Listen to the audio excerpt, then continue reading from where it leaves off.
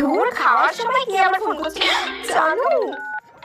হ্যাঁ বলো। জানো তুমি খেয়েছো তো? রাগ করে নেই তো আমার উপর? খাবো মানে? তোমার সাথে আমার ঝগড়া হয়েছে আর আমি খাবো? আমি কিছু খাইনি। প্লিজ জানো খেয়ে নাও, আর রাগ করে থেকো না। না, আমি কিছু খাবো না।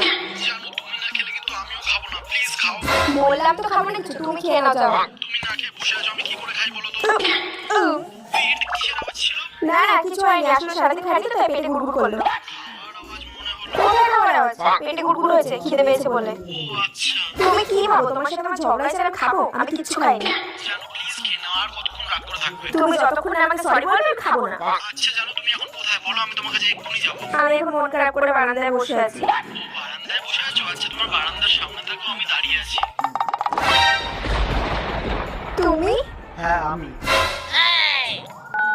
তুমি নাকি সারাদিন কিছু খাওনি? আমাকে তো বন্ধুরা জোর করে নিয়ে এসছে। কোথায় তোমার বন্ধুরা? কোথায় দেখতে পাচ্ছি না তো আমি?